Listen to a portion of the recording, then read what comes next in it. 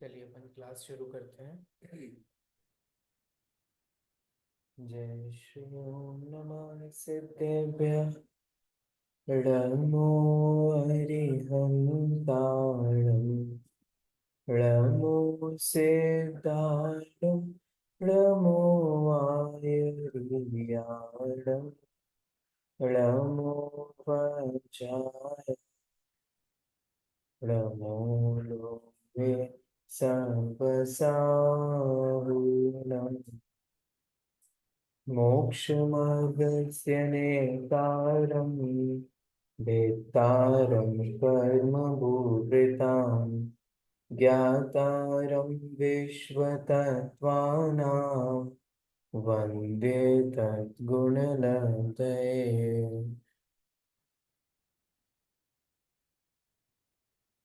उमा स्वामी आचार्य द्वारा रचित तत्पार्थ सूत्र अपना दूसरा अध्याय जो है वो यहाँ शुरू हुआ है। दूसरे अध्याय में जो अभी तक हमने पढ़ा है, जो चर्चा की है, उसको एक बार रिवाइज करते हुए अपन आगे बढ़ेंगे। सबसे पहले हमने दूसरे अध्याय के पहले सूत्र में जो औपशमिक आदि 5 भाव हैं, उन 5 भावों के बारे में पढ़ा जो जीव के असाधारण भाव हैं। कौन कौन से हैं वे? औपशमिक शायिको भावो मिश्रस्य जीवस्य स्वतत्व मौदिक पारिणामिको च। 5 भाव हैं: औपशमिक, शायिक, मिश्र माने शायोपशमिक, औदिक और पारिणामिक। इनके भेद बताते हुए अगले सूत्र में कहते हैं द्वि नव अष्टादश एक विंशति त्रिभेदा यथाक्रमम। 2, 9, 18 और 21 और 3 भेद हैं इनके क्रमशः। फिर औपशमिक भाव जिसके 2 भेद उमास्पाती आचार्य ने बताए, वे 2 भेदों के बारे में बताते हैं कि वे 2 भेद हैं: औपशमिक सम्यक्त्व और औपशमिक चारित्र। ठीक है। और शायिक भाव के जो 9 भेद बताए, उसके भेद बताते हुए कहे ज्ञान दर्शन दान लाभ भोगो भोग वीर्याणि च। और च से जो सम्यक्त्व चारित्र जो पिछले वाले तीसरे सूत्र में कहे थे, वो दोनों भी यहाँ पर आ जाते हैं। तो इस तरीके से यहाँ पर शायिक भाव के 9 भेद हो जाते हैं। और हम शायिक भाव के 9 भेदों तक की चर्चा जो है वो कर चुके हैं, है ना। अब हमें चर्चा जो करनी है, एक मिनट। वो है शायोपशमिक भाव के 18 भेद।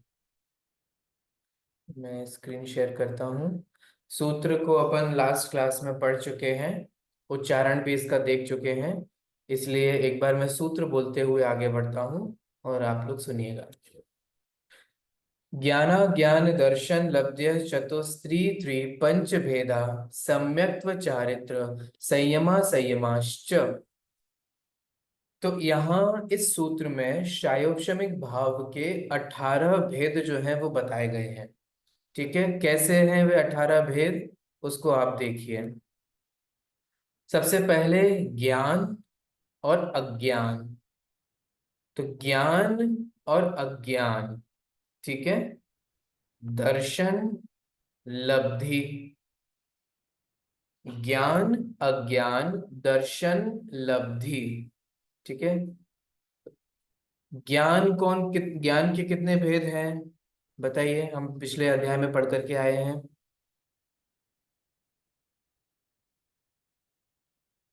बोलिए।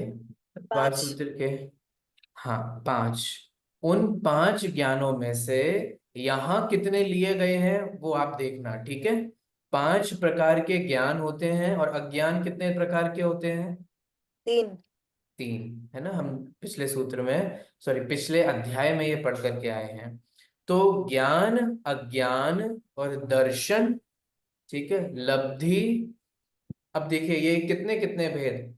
चतुस, चतुस माने 4, चतुः माने 4, स्त्री, त्रि, पंच भेदा माने 3, 3 और 5। तो 3, 3, 5, ज्ञान कितना हो गया? चतु माने 4। 4। 4। ठीक है। अज्ञान जो हो गया वो 3 पढ़ करके आए हैं ना हम। दर्शन वो भी कितना हो गया?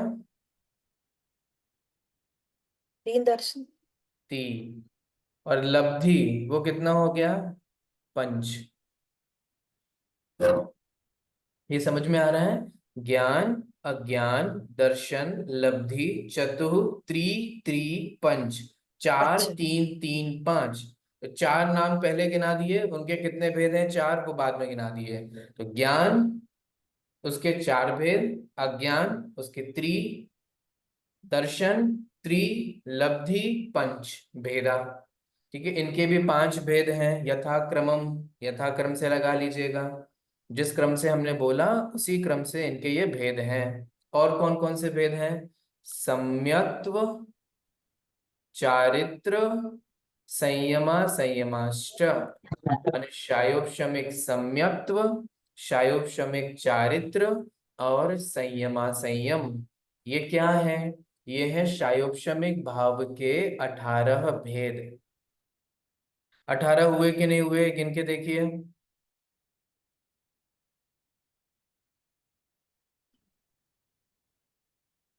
चार ज्ञान, तीन अज्ञान, तीन दर्शन, पांच लब्धि, शायोपशमिक सम्यक्त्व, शायोपशमिक चारित्र और संयमा संयम। ठीक है, इस तरीके से इस सूत्र में शायोपशमिक भाव के 18 भेद जो हैं वो बताए गए हैं।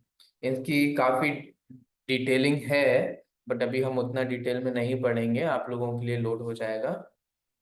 ठीक है, तो इस तरीके से यहाँ क्षयोपशम भाव के 18 भेद जो हैं, उन 18 भेदों के नाम गिनाए हैं। सभी को सूत्र में से वो कैसे 18 भेद हैं वो समझ में आ गए। ठीक यस है, सर। हाँ। भले ही अपन एक बार ये देख लेते हैं कि वे कौन कौन से ज्ञान हैं। तो ज्ञान कितने हैं, चार। तो चार, पांच ज्ञान होते हैं जो हम पहले अध्याय में पढ़ करके आए हैं। उन पांच ज्ञानों में से चार ज्ञान क्षायोपशमिक ज्ञान है, और एक ज्ञान जो है कौन सा बचा है, केवल ज्ञान, वो शायिक ज्ञान है। दोनों में अंतर समझ में आ रहा है। एक कर्म के क्षयोपशम से होता है और एक कर्म के क्षय से होता है। जो कर्म के क्षयोपशम से होता है, ऐसे चार ज्ञान हैं, मति ज्ञान, श्रुति ज्ञान, अवधि ज्ञान और मनोपरय ज्ञान। ये हैं चार प्रकार के ज्ञान जो कि शैवक्षमिक भाव के भेदों में आचार्य ने गिनाए। अज्ञान कितने प्रकार के बताए, तीन, हम पढ़ करके भी आए हैं। कुमति, कुश्रुत और कुअवधि, जिसको विभंग ज्ञान भी कहते हैं। ठीक है, दर्शन, दर्शन के चार भेद होते हैं, लेकिन यहाँ उसमें से तीन ऐसे हैं जो क्षायोपशमिक ज्ञान मतलब क्षायोपशमिक भाव हैं। वो कौन कौन से हैं, चक्षु दर्शन, अचक्षु दर्शन। दर्शन और अवधि दर्शन। अवधि दर्शन। ठीक है, इसको हम और डिटेल में आगे पढ़ेंगे, इसलिए अभी ज्यादा मैं यहाँ नहीं बता रहा। और लब्धियां कितने प्रकार की बताई थी आचार्य ने, लब्धि के पांच भेद बताए थे। वो कौन कौन से हैं, दान, लाभ, भोग, उपभोग और वीर्य। ये पिछले वाले सूत्र में भी आए थे ना, जब शायिक भाव की चर्चा की थी हम लोगों ने। तो वहां जब शायिक भाव में आएंगे तो ये शायिक दान लाभ भोग उपभोग वीर्य हैं, और जब शायोपशमिक में आएंगे तो ये शायोपशमिक दान लाभ भोग उपभोग वीर्य हैं। समझ में आ रहा है, जो हमें अभी संसार अवस्था में है, और शायिक तो अरिहंत तो सिद्ध अवस्था में होते हैं। ठीक है, शायोपशमिक सम्यक्त्व, शायोपशमिक चारित्र और संयमा संयम। संयमा संयम क्या है, कि संयम भी है और असंयम भी है। ऐसा कब होता है,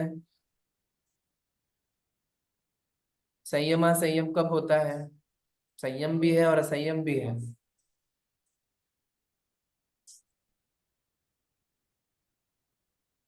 जब जीव पांचवें गुणस्थान में होता है। अब पांचवा गुणस्थान क्या है, इसको थोड़ा सा साइड में रख करके, जब ये जीव अणुव्रतों को ग्रहण करता है, तो जब अणुव्रत ग्रहण किए तो जितने देश में हिंसा माने जितने रूप से आप हिंसा आदि का त्याग कर पाए वो तो संयम हुआ, और जितना त्याग नहीं किया उतना तो असंयम रहा कि नहीं रहा। समझ में आ रहा है कि नहीं आ रहा है। तो इसीलिए संयमा संयम, जितना त्याग उतना संयम, जितना नहीं त्याग नहीं है उतना असंयम। तो जो श्रावकों को अणुव्रत होते हैं, 12 व्रत होते हैं, उनकी प्रतिमाएं होती हैं, वो सब किस में आते हैं, संयमा संयम के अंतर्गत आते हैं। और जब संयम पूर्णतः संयम हो जाए, महाव्रत हो जाते हैं, तो फिर वो संयमी हो गया, फिर अब उसमें कुछ भी असंयम नहीं बचा। ठीक है। तो इस तरीके से हमने ये संक्षेप में शायोपशमिक भाव के जो 18 भेद हैं और वो 18 भेद बताने वाला जो सूत्र है, उस सूत्र को हमने देखा। ठीक है, तो वो सूत्र सभी को क्लियर हुआ, समझ में आया? शायोपशमिक भाव के 18 भेद कौन कौन से हैं? चलिए अब अपन आगे बढ़ते हैं। अगला भाव कौन सा है? औपशमिक भाव के 2 भेद पढ़ लिए, शायिक भाव के 9 भेद पढ़ लिए, शायोपशमिक भाव के 18 भेद पढ़ लिए। अब नेक्स्ट बताइए, जल्दी बताइए। हमारे पास आज जूम का सब्सक्रिप्शन नहीं है, 40 मिनट्स के बाद क्लास बंद हो जाएगी, फिर हमें दोबारा औदिक से रिज्वाइन करना। औदिक के 21 भेद। हाँ, औदय के 21 भेद हैं। ठीक है, देखिए, तो अब अगले सूत्र में औदयिक भाव के जो 21 भेद हैं, उन 21 भेदों की चर्चा की जाएगी। औदयिक भाव कैसे होते हैं? कर्म के उदय से। तो जो कर्म के उदय से होने वाले भाव हैं वे क्या कहलाते हैं? औदिक भाव कहलाते हैं। और उन औदिक भाव के यहाँ पर उमा स्वाति आचार्य कितने भेद बता रहे हैं? 21। अब वे 21 भेद कौन कौन से हैं, आइए 6वें नंबर सूत्र में देखते हैं। मैं सूत्र बोलता हूं और आप लोग इसको शुद्ध बोलिएगा और ध्यान से सुनिएगा। गति, कषाय, लिंग, मिथ्या दर्शन, अज्ञान, असंयत, असिद्ध, लेश्याश्च, चतुस्त्रयीकैकैकैक षड् भेदा।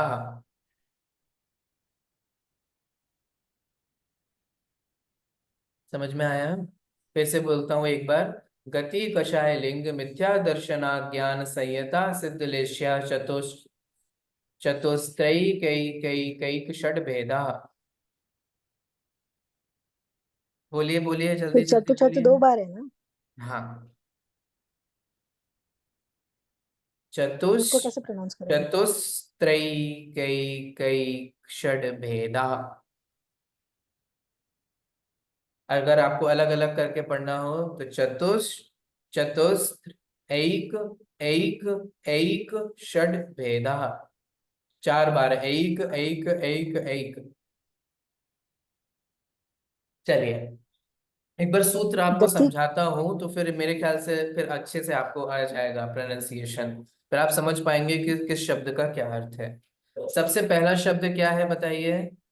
गति। गति। ठीक है। दूसरा शब्द क्या है? कषाय। फिर लिंग।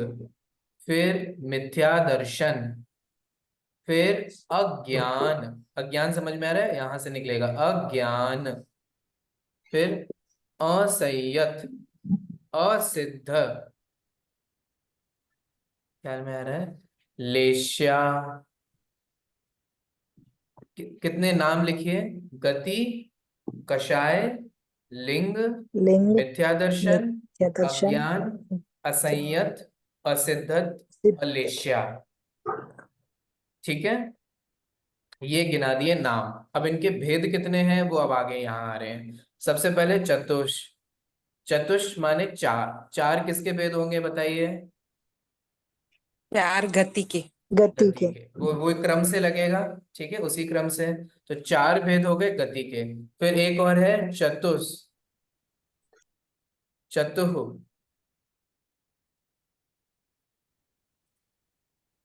अब ये 4 4 कसाई भेद के। किसके हैं? 4 कसाई के कषाय हो के। गए। कषाय के।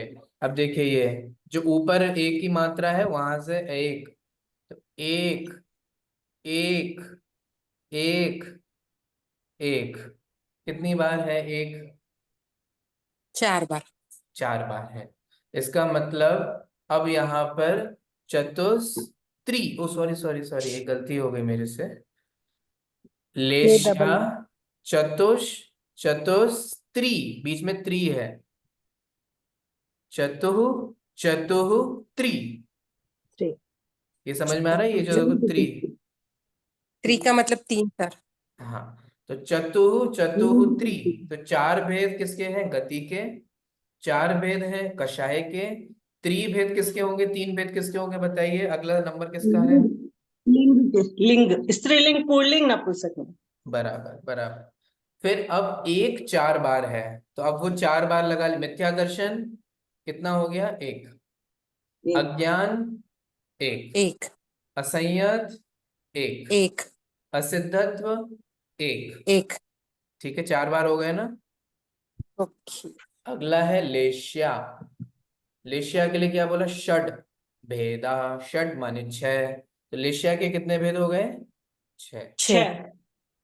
अब पूरा सूत्र समझ में आया आप लोगों को?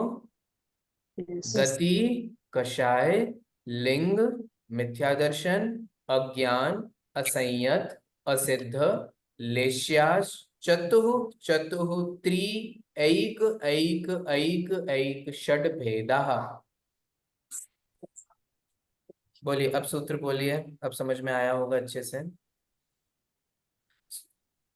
आप सभी गति लोगों को गति सूत्र क्लियर कषाय हुआ कि नहीं हुआ, पहले ये बताइए। Sir Yes, clear sir. हो गया। एक एक शब्द समझ में आया ना, कि क्या निकल रहा है, कितना निकल रहा है? Yes Yes, sir. sir. क्या गति क्या का क्या मीनिंग है? क्या सिमर जी, आवाज नहीं आ रही है, एक बार फिर से बोलिए। सर गति का क्या मीनिंग होता है? गति हम्म। हाँ, आपको मैं बता देता हूँ, समझा देता हूँ, लेकिन वो एग्जाम में नहीं आएगा, ठीक है, क्योंकि इसका डिटेलिंग है। गति का मतलब होता है जीव की अवस्था।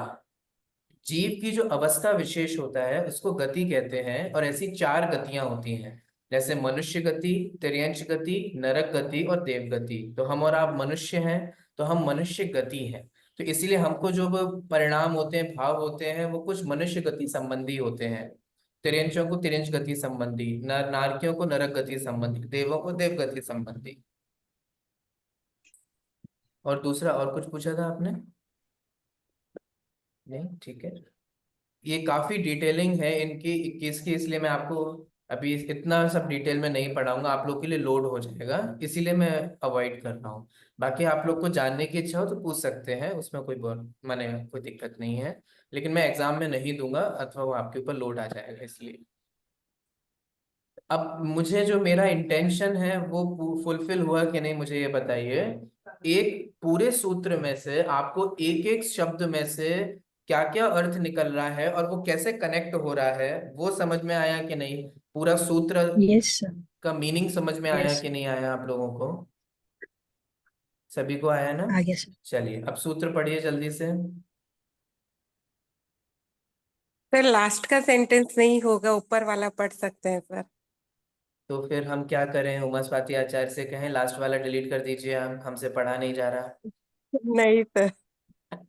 गति मैं कषाय कोशिश लिंग करूँ। मिथ्या दर्शनात् ज्ञान संयता सिद्ध लेश्या श्रुत श्रुत स्त्रय के नहीं, देखियो, लेश्याश्च, चतुष, चतुस्त्रयी। चतुष ओके हाँ, ठीक है, लेश्याश ये लेश्या जो है ये चतु पहले पढ़ लीजिए। चतुस्त्रय लेश्या चतुस्त्रय के क्या बोला षड लास्ट वाला भेदा, षड भेदा, छठ भेदा षड षड भेदा। छठ भेदा षड भेदा मतलब देखिए, ये षड दा है ऐसा, आधा। तो हाँ जो आधा होता है ना, हाँ उसी में फिर नेक्स्ट अक्षर उसी में मिल जाता है, तो इसलिए नीचे वो भा छठ लिखा हुआ भेदा है। ठीक है, तो बेसिकली ये ऐसा है, षड भेदा।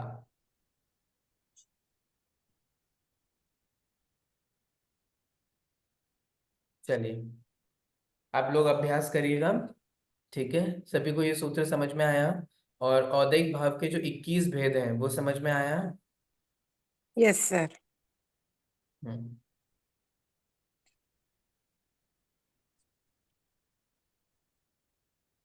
एक मिनट, ये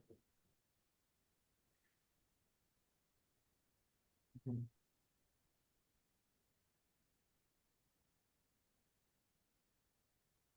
अब गति के कितने भेद बताए हैं? 4 भेद बताए। चार ठीक है, मैं आपको बता देता हूँ, और इतना डिटेलिंग आपसे पूछूंगा नहीं। गति के भी 4 भेद कौन कौन से हैं? नरक गति, तिर्यंच गति, मनुष्य गति और देव गति। हम और आप किस गति में हैं? मनुष्य मनुष्य। गति बताइए। मनुष्य गति में। मनुष्य गति में है, ठीक है। चलिए, तो जो जीव की अवस्था है जो गति नाम कर्म के उदय से प्राप्त होता है वो कहलाती है गति, और गति के 4 भेद हैं। अगला है कषाय। कषाय क्या होता है? कषाय का मतलब होता है कसना, जो हमें कसे, जो हमारी आत्मा को कसता है ना, उसे बोलते हैं कषाय। और ऐसे हैं 4 भेद: क्रोध, मान, माया और लोभ। ठीक है। अगला है लिंग। लिंग का मतलब क्या होता है? लिंग का मतलब होता है कि हमारे को किस वेद कषाय कर्म के उदय से जो भाव होते हैं। तो 3 लिंग बताए हैं: स्त्री वेद, पुरुष वेद और नपुंसक वेद। ये है वेद के 3 भेद।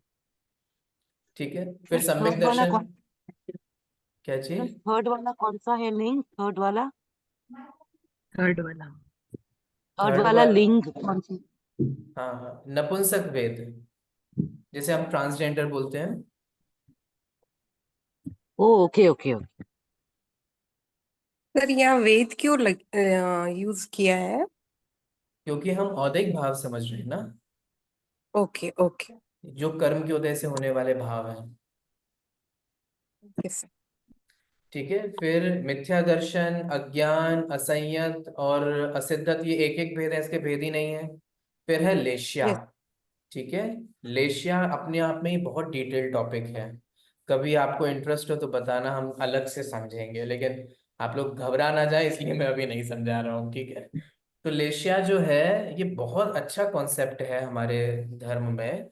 और इसमें 6 लेशियाएं बताए गए हैं: कृष्ण, नील, कापोत, पीत, पद्म और शुक्ल। नाम थोड़े अलग अलग हो सकते हैं इधर उधर परंपरा में, लेकिन वो 6 लेशियां जो हैं वो बताई गई हैं। और आपने मेरे ख्याल से कई बार ऐसा कुछ ये देखा होगा। पिक्चर पिक्चर दिखाई दे रही है आपको? यस। पिक्चर में सर 6 लोग हैं। पीत की जगह तेजो होना चाहिए ना सर, तेजो विषय। हाँ, वो एक ही बात है, और न मैं पहले ही बोल रहा हूँ, नाम अलग अलग हो सकते हैं लेकिन स्वरूप एक ही है। देखिए, तो ये 6 प्रकार की लेशियाएं जो हैं, वो 6 प्रकार की लेशियाओं में आप देखिए, ये पिक्चर आपने बहुत बार देखा होगा। अब आप नोटिस करिए, कई बार मंदिरों में आपने देखा होगा, स्थानकों में देखा होगा, किताबों में देखा होगा, पुस्तकों में कहीं ना कहीं आपकी अगर दृष्टि पड़ी हो, तो इन लेशिया को समझाने के लिए दिया जाता है। 6 लोग होते हैं और 6 लोगों को आम खाना है, तो आप आम कैसे खाएंगे? ठीक है। तो वो अलग अलग दृष्टि से बता रहे हैं कि अगर आप, एक व्यक्ति आप देखिए, ये ऊपर से तोड़ करके सिर्फ जो आम आम है वही खा रहे हैं। ठीक है। ये डाली को तोड़ करके खा रहे हैं। ये पूरा जो एक ब्रांच है उसी को तोड़ तोड़ के खा रहे हैं, माने पूरा ब्रांच तोड़ रहे हैं आम के लिए। ये गुच्छे तोड़ रहे हैं आम के लिए, है ना। ये गुच्छे तोड़ रहे हैं, ये पर्टिकुलर आम ले रहे हैं। कई लोग हैं, कुछ जो है वो देखिए, नीचे सिर्फ डले हुए जो है बिना तोड़े उसको ले रहे हैं, जो नीचे गिर पड़े हैं अपने आप। और एक व्यक्ति है, वो एक आम तोड़ने के लिए क्या कर रहा है? पेड़ को ही कट कर रहा है। पेड़ तो पूरा पेड़ ही उड़ा रहा है। तो ये समझ में आ रहा है, ये होते हैं हमारे परिणाम। हमारे परिणाम जो हैं वो कषाय और मन से अनुरंजित होते हैं। बहुत अच्छा कॉन्सेप्ट है ये लेशिया का। ठीक है। और वो जो लेशिया है, वो लेशिया 6 प्रकार के हैं। तो ये इस तरीके से यहाँ समझाया गया, अभी ज्यादा डिटेल में आपको नहीं उलझाता हूँ। ठीक है। फिर मिथ्या दर्शन, अज्ञान, असंयम और असिद्धत। मिथ्या दर्शन क्या होता है? जब तक आपको मिथ्यात्व कर्म का उदय है तब तक आप मिथ्या दृष्टि हैं, और मिथ्या दृष्टि है माने मिथ्या दर्शन से युक्त हैं। जब तक ज्ञानावरण कर्म का उदय है तब तक क्या है? अज्ञान। जब तक आपको केवल ज्ञान नहीं हो जाता तब तक आप सब कुछ नहीं जान सकते ना, और जब तक आप सब कुछ नहीं जान सकते तब तक आपको उस संबंधी अज्ञान रहेगा। ठीक है। असंयम क्या होता है? जब तक पूर्ण संयम अंगीकार नहीं किया जाता तब तक असंयम बना रहता है, और जब तक सिद्धत्व की प्राप्ति नहीं होती, संपूर्ण कर्मों का अभाव नहीं होता, तब तक असिद्धत्व बना रहता है। ठीक है। तो इस प्रकार से यहाँ पर ज्ञानावरण औदैक भाव के, ज्ञानावरण आदि कर्मों के माध्यम से जो 21 भाव बनते हैं, उन औदैक भाव के 21 भेद कौन कौन से हैं वो हम लोगों ने पढ़े। तो फिर से, औपशमिक भाव के 2 भेद हैं, शायवशमिक भाव के 9 भेद पढ़े, शायपशमिक भाव के हमने 18 भेद पढ़े, औदिक भाव के 21 भेद पढ़े, और पारिणामिक भाव के कितने भेद हैं? 3 भेद। 3 भेद। तो अब बता, आप लोग भविष्य कीजिए, बताइए अगले सूत्र में अब किस भाव के कितने भेद बताने वाले होंगे? परिणामिक के 3 भेद। तो इस कॉमन सेंस के बेस पर आप भविष्यवाणी कर रहे हैं कि अब पारिणामिक भाव के 3 भेद बताएंगे, और आपने बिल्कुल सही भविष्यवाणी की। अब यहाँ पारिणामिक भाव के जो 3 भेद हैं वो 7वें नंबर सूत्र में आचार्य बताते हैं। चलिए मैं सूत्र बोलता हूं और आप सूत्र को शुद्ध बोलने की कोशिश कीजिए। जीव भव्या भव्यत्वानि च।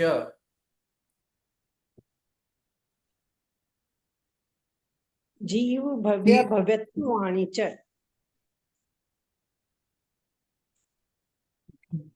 नेक्स्ट, जीव भव्या भव्यत्वानि च। जीव भव्या भव्यत्वानि च। जीव भव्य भव्यत्वानि च।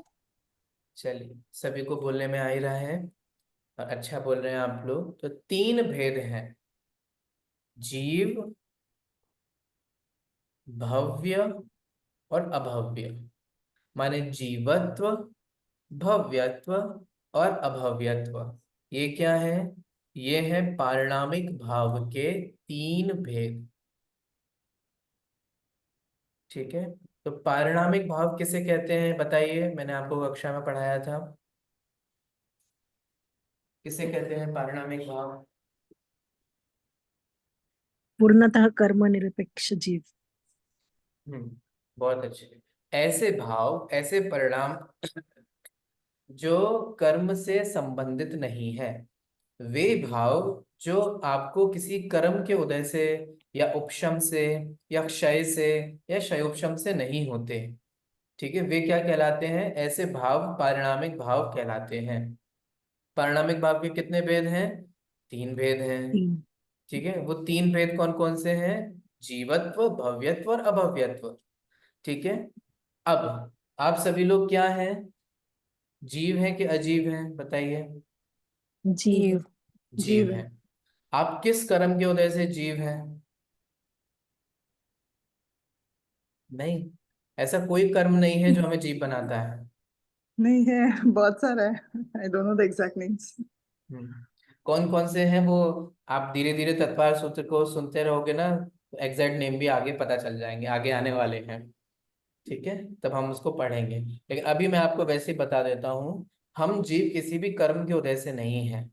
हमारे अंदर चैतन्य परिणाम है, हम चेत सकते हैं, हमारे अंदर जागृति है, कॉन्शियसनेस है।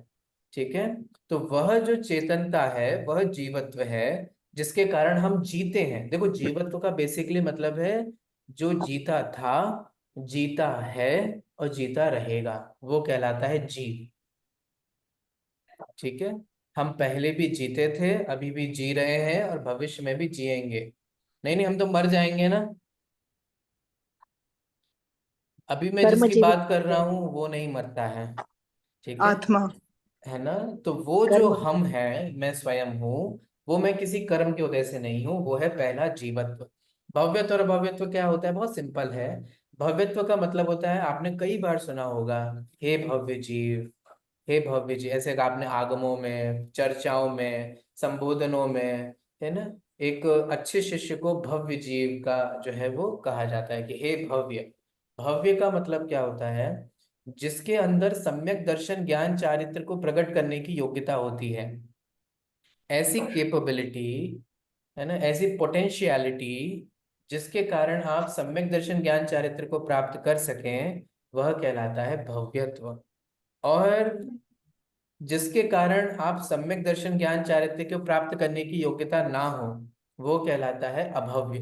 तो जीव भी 2 तरीके के होते हैं, एक भव्य जीव भी होते हैं और एक अभव्य जीव भी होते हैं। एक ऐसे जीव होते हैं जो सम्यक दर्शन, ज्ञान, चारित्र्य प्राप्त कर सकते हैं और अल्टीमेटली मोक्ष जा सकते हैं। एक ऐसे जीव होते हैं जो कभी मोक्ष जा ही नहीं सकते। अरे भाई साहब, उनने क्या बिगाड़ा है आपका, आप ऐसे क्यों कर रहे हो, किस कर्म की वजह से ऐसा हो रहा है? ये किसी कर्म की वजह से नहीं हो रहा है, ये उनका इनहेरेंट नेचर है, जो किसी के उदय से नहीं होता है, उपशम से नहीं होता है, क्षय से नहीं होता है और क्षय उपशम से नहीं होता है। अगर कोई भव्य है, आप लोगों को भी मैसेज आया है कि कुछ your meeting will and in 10 minutes करके? नहीं, मैं बता नो रहा सर। हूँ हमारी नहीं। मीटिंग 10 मिनट्स में एंड हो जाएगी। ठीक है, तो अभी समय हमारे पास रहेगा, हम फिर से जुड़ जाएंगे। ठीक है, Can एक्चुअली I हमने ask a doubt, sir? अभी जो हमारी डिपार्टमेंटल आईडी की जो सब्सक्रिप्शन है वो थोड़ा ख़त्म हो गया है। तो जब तक वो पूरी प्रोसेस होगी, सब्सक्रिप्शन मिलेगा, हम लाइव कर पाएंगे, है ना, बिना बाधा के पूरी क्लास सुन पाएंगे, तब तक हमें थोड़ा इसका हैबिचुअल होना पड़ेगा। ठीक है, चलिए।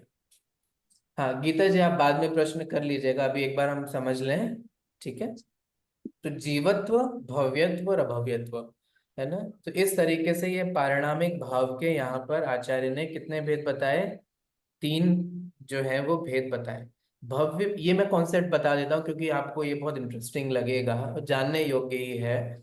भव्य भी 3 तरीके के होते हैं। एक भव्य होता है निकट भव्य, एक होता है दूर भव्य, एक होता है दूरांदूर भव्य। निकट भव्य का मतलब क्या होता है कि जिसको बहुत ही जल्दी मोक्ष हो जाने वाला है, शीघ्र ही जैसे मोक्ष की प्राप्ति होने वाली है, वो कहलाता है निकट भव्य। दूर भव्य, दूर से समझ में आ रहा होगा, जिसको अभी तो नहीं, मतलब जल्दी तो नहीं होगा, लेकिन कुछ समय बाद हो जाएगा, है ना, देर ही सही लेकिन हो जाएगा, मोक्ष की प्राप्ति हो जाएगी, एक वो लोग।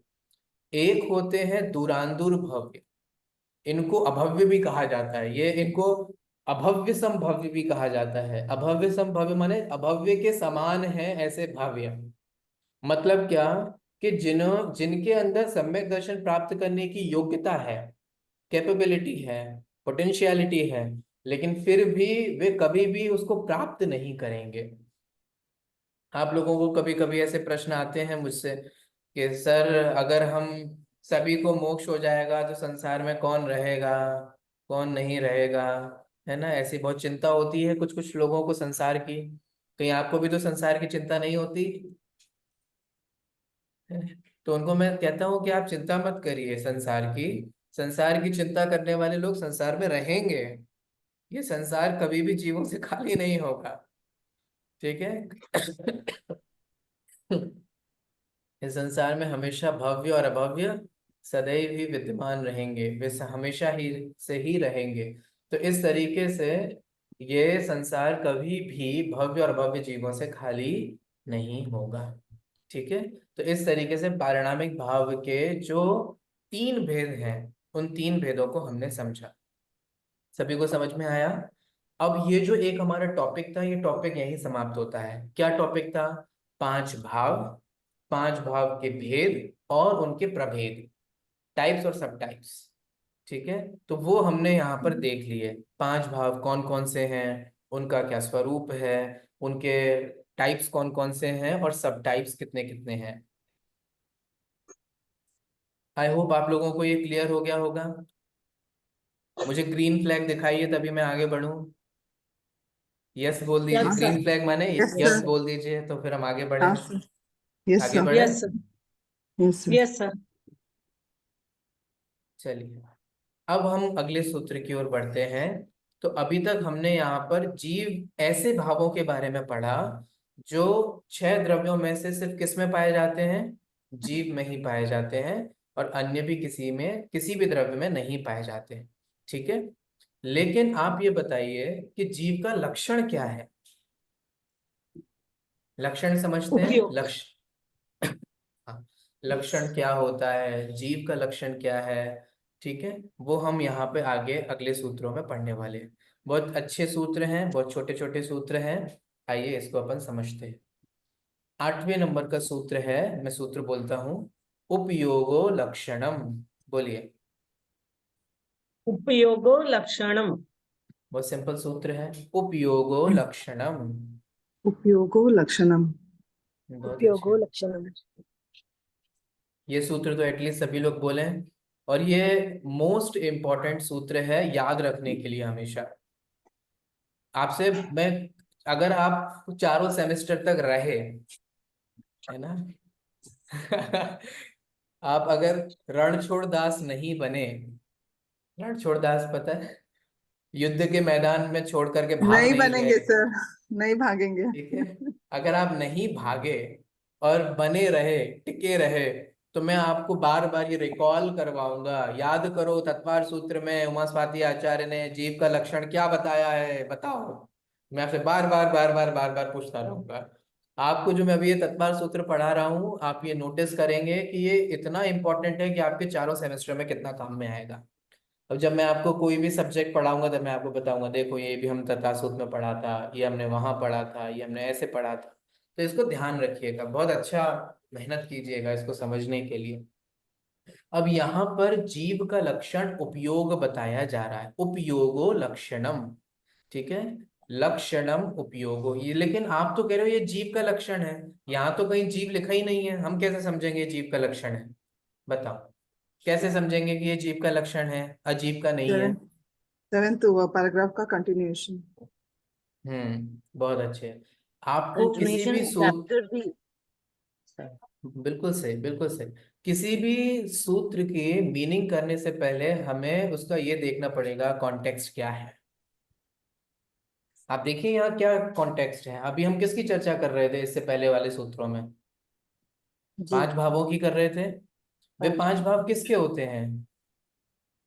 जी आपको जीव याद के। है वो सूत्र में आया था, जीवस्य स्वतत्वम, जीवस्य स्वतत्वम, ये पहले वाले सेकंड चैप्टर के पहले सूत्र के बीच में ये शब्द था, जीवस्य स्वतत्वम।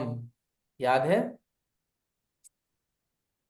याद तो नहीं है पर हम पढ़ा था सर। हाँ सर, याद तो नहीं है, अब आप कह रहे होगे तो झूठी क्यों बोलोगे आप? नहीं नहीं सर, ऐसी बात नहीं है। अब आप कह रहे हो तो हमको होगा। बस एक रिवीजन की जरूरत है हमको, आपका पढ़ाया हमेशा याद रहेगा सर। हम रिवीजन हर क्लास की शुरुआत में कराते हैं, लेकिन दुर्भाग्य है कि आप लोग टाइम से जुड़ते ही नहीं हैं, आप लोग लेट जुड़ते हैं, तो वो रिवीजन नहीं हो पाता है।